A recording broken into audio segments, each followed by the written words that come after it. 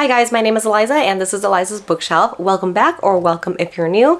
Today I'm going to go over all the books that I read in July. So welcome to another episode of Eliza trying to remember what she read.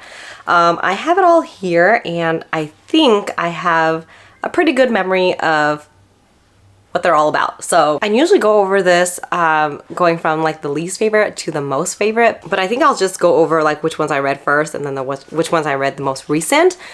So let's get to it. I don't have all the books here, so I'll just put a picture here, but first one I finished in July was Jade War. This was actually the book that we were supposed to read for June, but I was a little bit behind and I read it at the beginning. It was like the first book that I finished in July. So Jade War, part of the Greenbone Saga, number 2, also really good. I give it 5 stars. I won't go into it too much because there'll definitely be spoilers. Yes, Jade War was so good in a different way than Jade City. I think Jade City, I loved like being introduced to this whole world, learning about the, Jade abilities and all the craziness. But Jade War, I feel like I loved it for different reasons, like getting more into the politics. Obviously, there's different times in there, like so heartbreaking and things like that too, which really pulls at my heartstrings. I don't know, it's just like a great family saga. And I loved it. I guess I'll just talk about Jade Legacy too. This one I read 4th. This one was my number 4 on the list here, but Jade Legacy wrapped it up so well. Like, I rate books 5 depending on how I feel, but there are definitely books that are like crazier 5s, right? So every book in the series I gave 5 stars, but Jade Legacy, like if I can get 10 stars for this book, I would give it all. It's just my favorite. I think it's my favorite book of the year, if not ever. But it was just such a great wrap up to the story. Obviously I get really frustrated at some characters here and there, but in general, they're just like really, I don't know, I just love all these characters so much and I'm so sad that it's all ended. That's why I need to get my hands on Jade Shards to just kind of get snippets of their life again, but I definitely want to do a reread sometime. Jade Legacy is just so crazy. And number 2 is You With a View by Jessica Joyce. This one I read as part of a traveling art group. Basically, one person had it and then, if you're signed up, they'll send it to the next person with goodies and then whatever. I was part of like the last leg and so I read it right when it was about to be published. You With a View is just so darn cute and adorable. You have this main character whose grandmother just passed away and this is like her best friend, right? And so she's going through her grandmother's things and finds a picture of her grandmother when she was in her 30s with like this random stranger and they look like they're like in love. She's like, wait a minute, that's not grandfather. Who is this guy?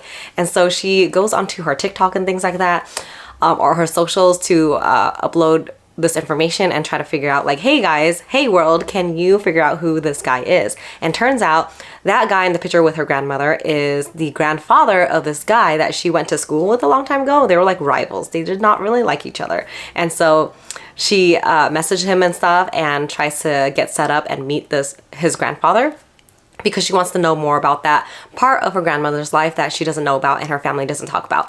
And so when they get into that, she finds out that these two were lovers a long time ago, but it didn't work out because of family issues. But they were basically like getting married, getting eloped, and they had this honeymoon set up, like a big trip throughout the US. And so, or maybe just the west side of the US, I don't know. But she's like, hey, I'll just go on this trip, and since you guys didn't get to do this trip, I'll just go on it and see all the things that you guys wanted to see. And so actually it turns out that she goes on this trip with that guy and the grandfather, and cute things happen, but I just thought it was so amazing. Like, it's her journey with grief and like losing her grandmother, all the secrets with her family and stuff like that. So I loved it. I definitely need to get my own copy because I'm going to see her at Steamy Lit Convention soon. So yes, number 3 was a big letdown. The Last Letter by Rebecca Yarros. Rebecca Yarros, the queen, the 4th wing queen. I saw that she had a big backlist of contemporary romance novels, and so I wanted to get into that. I heard really, really good things about The Last Letter, and reading the synopsis, I thought it was like very interesting. The synopsis, like the back of the book, basically is just a letter from this guy to Beckett. I forget the main characters' names, but it's from like, I'll just say it's from Josh or something to Beckett. Josh maybe or not Josh, being the brother of the female main character. Anyways, he's writing a letter to Beckett saying like, hey, if you're reading this, that means I'm gone. Can you please take care of my sister? And because she has like twins or something like that, please take care of her. She's all alone. She needs your help. And so, doesn't that sound amazing? It sounds crazy. But the thing that I did not like about this is like this weird miscommunication trope or something like that. Obviously there's secrets involved, but like the way the female main character responds to some things, I'm just like, can you just be appreciative and accept people's help? I don't know, whatever. So I did not like that one, my bad. I definitely do want to give another one of her romance books a try because everyone just loves them. So I have another one called The Greatest Things or something like that. I have another one, I'll give that a try. If I don't like it, then I'll just stick to the Imperium series, the Fourth Wing series. Next one is Jade Legacy. I kind of touched upon that already. I loved it, 5 stars. Moving on. Number 5, Love Theoretically. Ali Hazelwood's third like full-length book. She had a lot of novellas out, but this is her third one. She had Love Hypothesis, Love on the Brain, and Love Theoretically. I actually love this one the most out of all of these books. I haven't read any of her novellas, but I love this one so much. And I don't know why. Like, her books are all kind of like formulaic. The main characters seem the same. The way they talk is kind of the same, or the way their scattered brains are. They seem very similar to me, but for some reason I love this one more. You have the female main character who is a theoretical physicist, and she also has a side gig as a fake dating person. And so she is actually fake dating this guy because I think he's like asexual or something like that. And his family is always bugging him to find a date, find a girlfriend, whatever, right? So he signs up for a fake girlfriend, and here comes the female main character. So she's like going on fake dates and family outings and stuff like that. But the guy that she is dating, his brother is the experimental physicist that she actually runs into at her main job, and he's very suspicious of her in the get-go because he's like very overprotective of his brother. So I don't know, it's just such a good time. I loved it. Definitely one of the ones that I want. If I were to reread anything of hers, I would reread Love Theoretically. Number 6 is Twisted Love by Anna Huang. I finally got to a book by Anna Huang. Finally. I have like all of her Twisted series. I have like some of the King whatever series. So I definitely have a lot, and I do want to support her because she's Asian. And I finally read it, and it's really, really big on Book Talk, Bookstagram, whatever, right? I thought it was cool. Going back on my ratings, I gave it a 3, but I think I'm gonna bump it up to 4 because it was pretty entertaining, and it was really cute. You have the female main character whose brother lives like next door or something like that, and he is moving away to do some sort of like medical, trip, volunteer work. I don't know, I forget, but he talks to his best friend, and he's like, hey, my sister is alone next door. Can you just keep an eye on her while I'm gone for the year, I guess? So it's like a brother's best friend trope. It's like very typical of like, okay, I guess I'll have to babysit your sister. This is the worst thing of my life. But then he like falls in love with her. One scene that I remember standing out in my head that was just so funny is that like he keeps, trying to fight this attraction to her, whatever, right? And so eventually she's like, fine, whatever, I don't want to talk to you. You can just keep an eye on me from afar, whatever. We don't need to talk.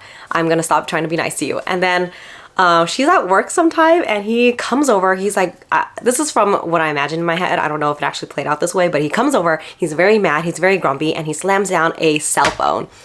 And she's like, what the fuck is this? And he said, oh, this is your new phone. Obviously you need one because you haven't been answering my texts. She's like, I think you miss me. So darn cute. I actually really like this one. Yeah, I'm bumping it up to 4 stars. Yeah. Number 7 is Happiness for Beginners by Catherine Center. I finally read this one because the movie came out recently, and I love this so much. I give it 5 stars. It's basically about this woman. I thought she was in her 40s, but who knows? I'm getting like the ages kind of mixed up. But she is newly divorced. I think she's been with this guy for like a decade or something, right? But she's newly divorced. He's very drunk. I don't know. He's like an alcoholic, I believe. And so she's trying to find her happiness again. She's trying to raise from the ashes of a phoenix. I think that's the saying. But anyways, so she signs up to go on this very dangerous hike. And she wants to like prove it to herself that she can do it. She wants to get this certificate at the end that they give to like only 3 people. But it's a very dangerous hike. People have died on this hike. They're under new management. It's very suspicious. And so it starts off with her like going to her brother's apartment to drop off her dog because he said yes, he's gonna dog sit for her. Didn't go as planned, but she sees her brother's best friend there again, and she's like, oh hey, she totally like forgot about him anyways. I guess this is another brother's best friend trope. Am I into this trope? Who knows? But yes, turns out the brother's best friend is actually going on this trip too, and she's like, what are you doing? Are you trying to like are you trying to keep watch over me? I don't need you. But he's like, I actually signed up for this a long time ago, and you actually got the idea from Duncan, the brother, who got the idea from me. So yeah, they're going on this trip together, and they like bond over that. They talk about their family, about his struggles as well, and I loved it so much. I watched the movie and I adored that as well. It was starring Ellie Kemper and I think it was Luke Grimes, and it was great. So yeah, if you're into romance movies or books, just read this one or watch this one. Number 8 is Faye Air. Faye Air. Faye Air was good. I think I gave it like, actually I think I gave it like 4 stars looking back at my ratings, but I think I'm gonna bump it down to 3 because it's a little bit forgettable. Like I don't remember much about the relationships between the characters. All I remember is that this woman, this lady, this girl, she has this life going on, and then she actually finds out that she is a illegitimate heir to this king. And so she's ripped from her life and put it into this tournament because they're trying to find out who is the next heir. So in this tournament, you're like trying to kill each other, and whoever lasts, whoever makes it to the end is the Faye Heir. And it's very interesting to see because I think she actually falls in love, or like, you know, forms some sort of relationship to one of the people in the tournament itself. And so for it being like only one person can win, how's this gonna work, right? But the thing is, I don't really remember how the book ended. All I know is that the next book is just gonna go into that winner, and I'm not gonna say who the winner is, so I don't want to spoil anything, but I definitely am interested. I have the next book around here somewhere, but I'll get to that soon. And then the last one I read 9 books this month. I read 1,000 Miles. This one I gave 4 stars. It was really good. I think I didn't give it the full 5 stars is because there was not enough angst for me, I feel like. I think by the time we're halfway through, they've already kind of resolved some of their issues and they're together, but I need a little bit more angst than that, which is totally a me thing. Overall, it's pretty cool. It was like friends to lovers to estranged people to second chance romance. But basically you have these 2 people who in high school or something like that were really good friends. They became a little bit something more, started making out and stuff like that, but eventually after high school they like lost touch for some reason or another, which I don't even remember why. But fast forward a decade from then, he shows up on her front door. He like stalked her. She's like, how do you even know where I live now? But he shows up in her doorstep and it's like, hey, remember a long time ago we told each other that we would make this trip to my grandmother's again, and we buried our like time capsule there. Let's go.